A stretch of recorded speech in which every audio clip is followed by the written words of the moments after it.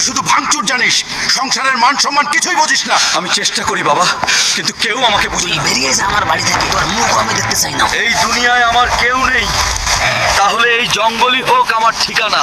আর কত অপমান সহ্য করতে হবে আমাকে? এখানে মানুষ মানুষ মানুষ থাকতে পারবে না।